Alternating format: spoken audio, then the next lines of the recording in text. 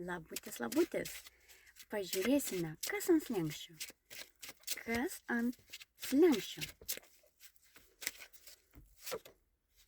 Taigi, tu esi dabar pergyvenimuose. Dėl kažko labai stipriai pergyveni. Gali dažnai skaudėti galvą. Blogai miegi, nemiegi visai, miego režimas sutrukdytas, ar ne?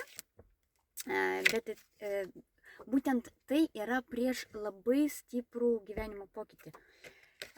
Į tavo gyvenimą įeina naujos energijos, nors tu jų visai nejauti, tu jautiesi labai prastai, ne, galbūt finansiniai, blogai finansiškai, ne, sveikatos problemos didelės, tačiau tavo sveikata turėtų pasitaisyti, tavo finansinės perspektyvos lygiai taip pat turėtų pasitaisyti, stabilizuotis.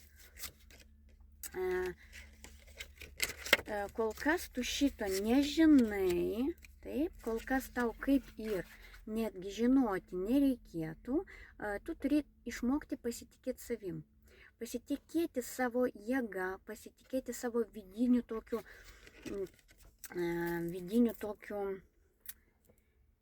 nuojautą vidinę.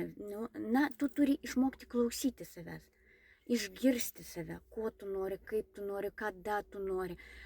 Tu daugiau apskritai tik į save turi susitelkti. Tau nesakau, kad niekas nepadės, bet tu pati savo arba tu pats savo, tu turi būti pirmoje vietoje, tu turi būti savo svarbiausias.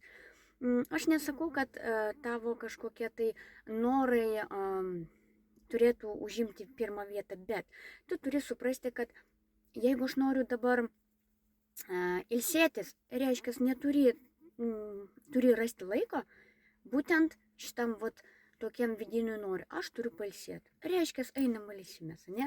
Jeigu aš nekalbu apie tą momentą, kai mes dirbam darbe ir taip yra, kad mes negalim pailsėti, kada mes norim, bet juk yra laisvalaikis, teisingai.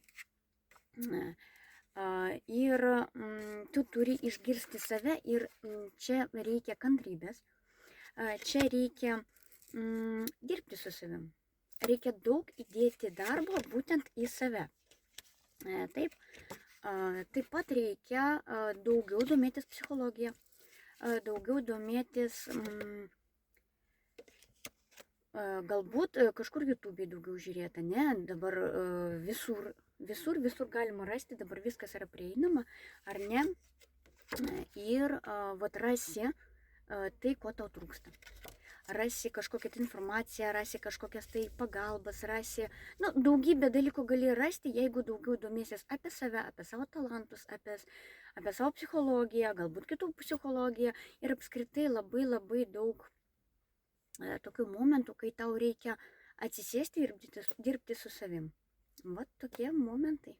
Sėkmės.